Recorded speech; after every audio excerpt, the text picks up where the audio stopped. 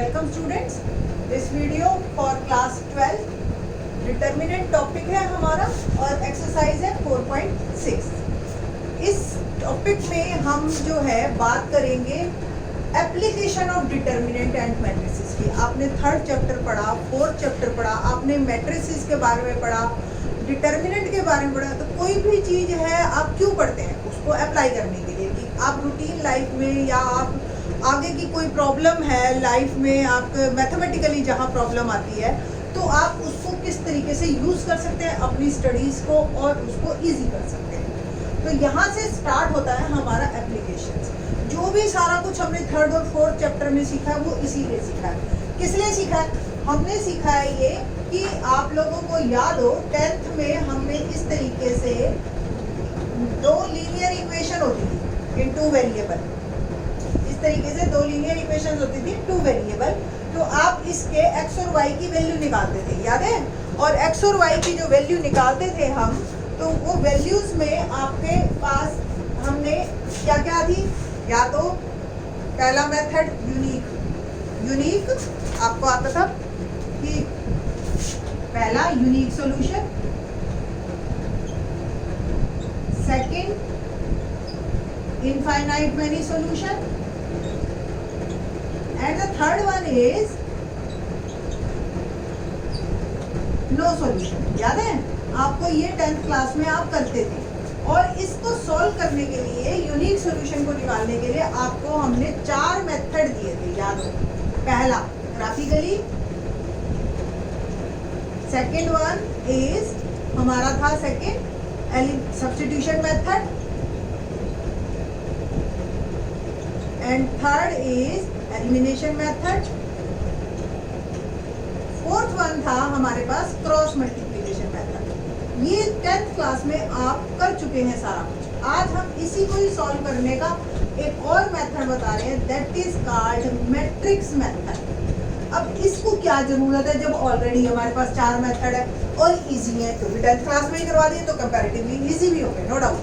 फिर इसकी क्या जरूरत है?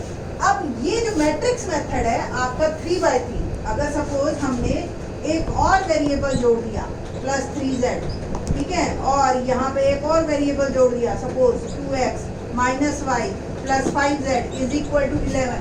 ये इस तरीके से अगर आपने 3 वेरिएबल, ऑब्वियस 3 इक्वेशन चाहिए सॉल्व करने के लिए, तो फिर ये मेथड आपके बहुत लेंथी हो जाते हैं। ये नहीं कह रही कि सोल्यूशन नहीं निकलेगा, मिलेगा, बट बहुत लेंथी होगा मैट्रिक्स मेथड। फिर आगे फर्दर 4x4 n/n मैट्रिक्स पे भी ये मैट्रिक्स मेथड ही हमारा सबसे ज़्यादा काम आएगा।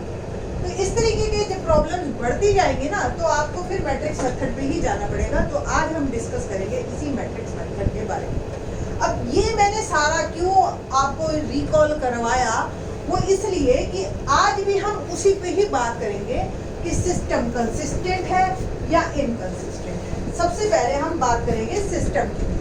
सिस्टम कंसिस्टेंट कब है? इस system of equation is said to be consistent if its solution exist, one और मोर। ये दोनों केस आपको याद हो, हमें सिस्टम कंसिस्टेंट और इनकंसिस्टेंट भी वर्ड हमने वहाँ पे करवाया था, बट 3.2 बहुत छोटा सा आंसर, छोटा सा क्वेश्चन था, तो वो बच्चे भूल जाते हैं।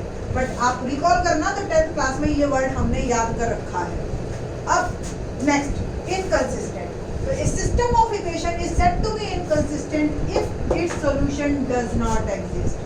ये हमारा थर्ड वाला केस।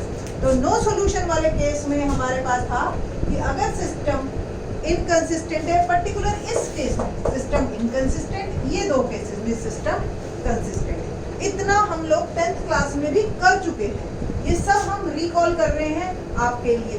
अब आज हम बात करेंगे इसी की कि अब ये क्वेश्चंस कैसे होंगे आपके। तो अभी जनरल फॉर्म करते हैं, फिर उसके बाद बात करेंगे कि हमारा जो है प्रॉब्लम्स कैसे सॉल्व होंगी इस 3/3 मैट्रिक्स की। तो क्वेश्चन है जी सिंपल, एक इक्वेशन लेते हैं general, consider the system of equations. ये अभी मैं जनरल बात कर रही हूँ कि किस तरीके से अभी हमारा ये सिस्टम बनेगा और हम क्वेश्चंस करेंगे। तो a1x b1y C1z equal to D1. Second equation A2x B2y C2z equal to D2. A3x B3y plus C3z is equal to D. ये आपकी इक्वेशंस तीनों बन गई। और ये जो तीनों इक्वेशंस बन गई, इसको अब हमने मैट्रिक्स फॉर्म में चेंज करना है। तो it can be written as Ax equal to B। अगर आपको याद हो, मैट्रिक्स की शुरुआत में ही मैंने आपको समझाया था कि capital letter always denote matrix. ठीक है, तो A ये एक मैट्रिक्स है। किसका मैट्रिक्स है? Coefficients of X Y Z.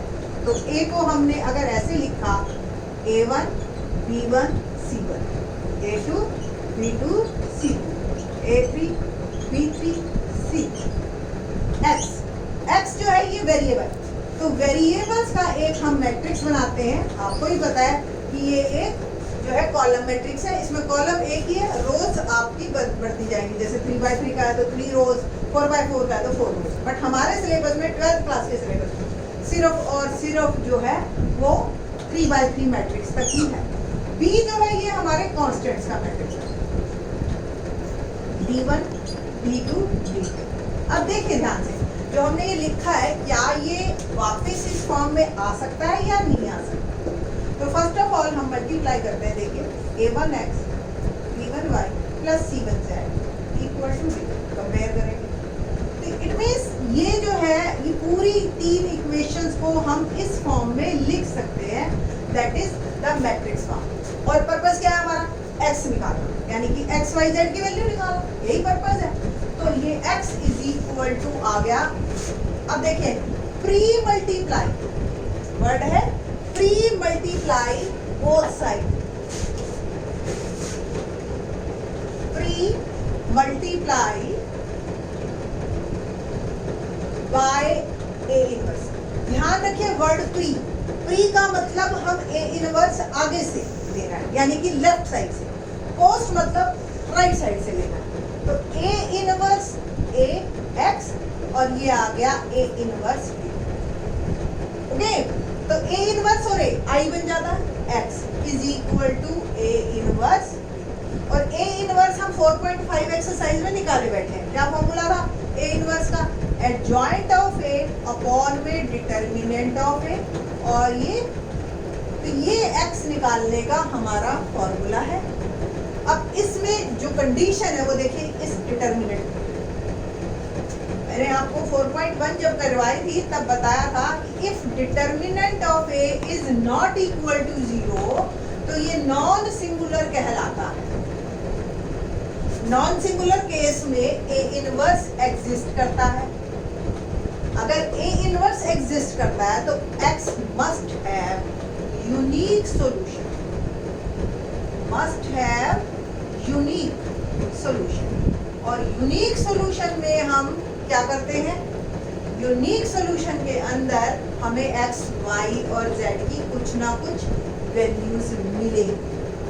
अब x, y, z की जो वैल्यूज मिलेंगी उसके अकॉर्डिंग हम एक आंसर निकाल सकते हैं। बट ऐसा भी तो हो सकता है ना, इसका ये फर्स्ट केस है, केस 1 सोच लीजिए आप। ओके, अब केस 2 की बात करते हैं कि अगर सपोज ये सिंगुलर हो गया तो आप सिस्टम को कैसे सॉल्व करेंगे? हमारा मोस्टली क्वेश्चन इस पे बेस्ड आते हैं, बट कई बार जो है अपना वही किस्मत खराब हो तो फिर टेढ़ा क्वेश्चन भी आ जाता है। तो केस 2 जो है हमारे पास है when determinant of A is 0 या A इज सिंगुलर,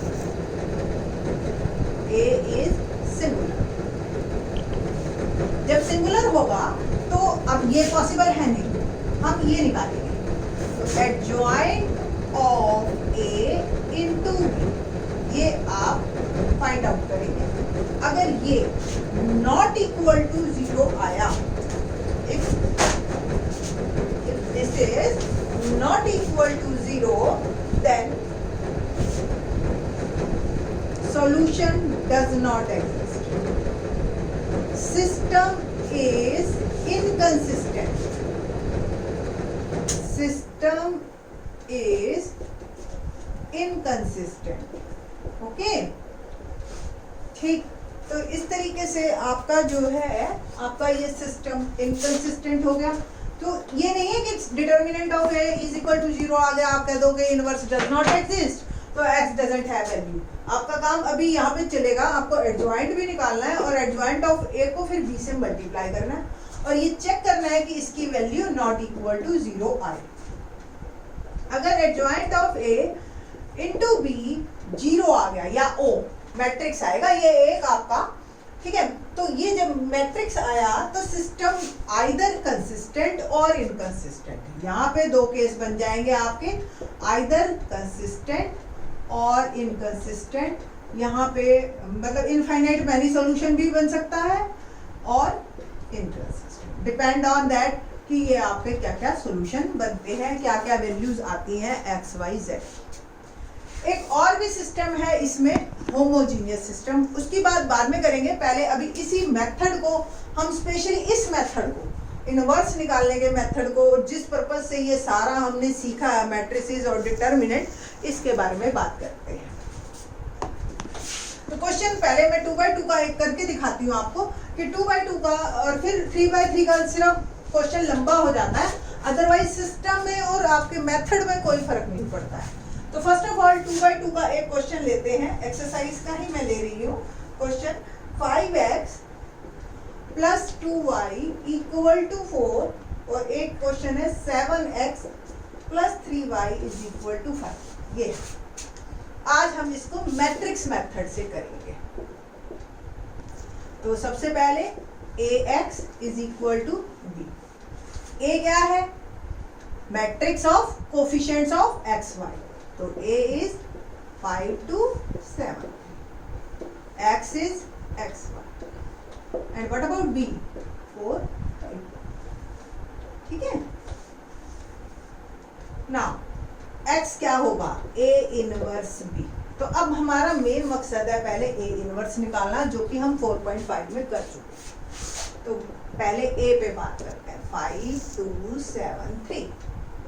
तो a इनवर्स के लिए सबसे पहले डिटर्मिनेंट ऑफ ए निकालो, क्योंकि determinant of A he decide करेगा आपका। तो 5 3 15 माइनस 14 दैट इज 1। आगे determinant of A. Now adjoint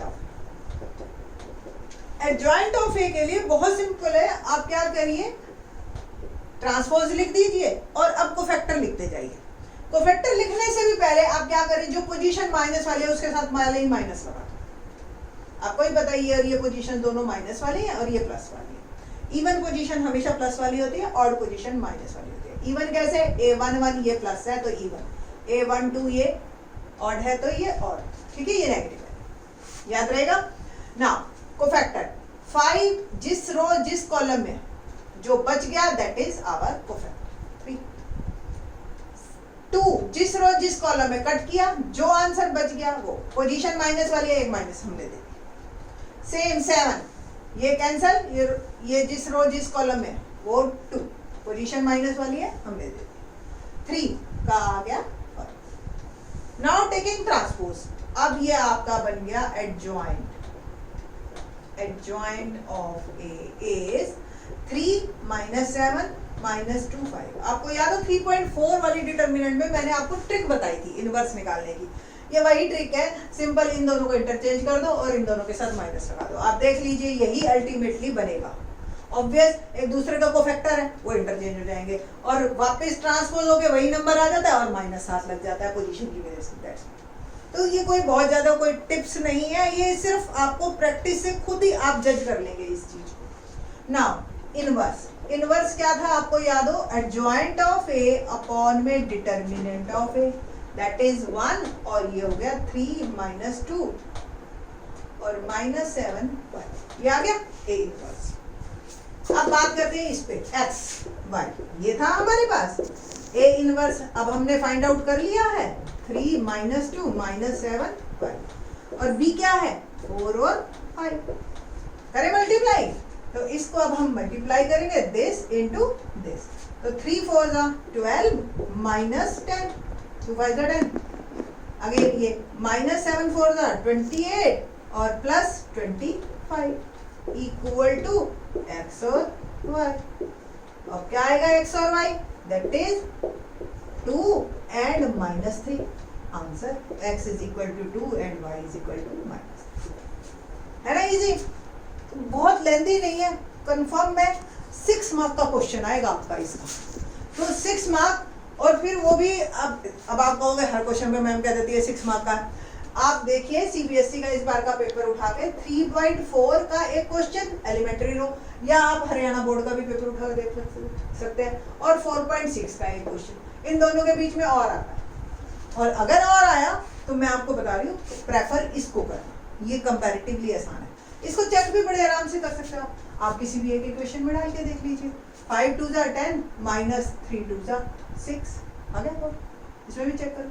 7 2 14 -3 3 9 है ना आसान। तो किसी भी एक में डाल के ही हम चेक कर सकते हैं, कोई बहुत लंबी चौड़ी कहानी नहीं है। तो 2x2 का एक ये मेथड लिया है मैंने जिसमें यूनिक सॉल्यूशन आता है। एक दो क्वेश्चन और करेंगे जिसमें हमारे पास सॉल्यूशंस जो हैं वो इनफाइनाइट मैनी सॉल्यूशन या इस तरह का केस भी बनेगा, और एक होमोजेनियस का मैंने बताया ट्राइंगल सॉल्यूशन। एनसीईआरटी सिर्फ और सिर्फ आपको टाइप दे देती है, प्रैक्टिस और बहुत सारी चीजें आपको खुद करनी होती हैं। ठीक है, तो करिए प्रैक्टिस। नेक्स्ट वीडियो में हम 3x3 का एक मैट्रिक्स मेथड से सॉल्यूशन बनाएंगे। थैंक्स।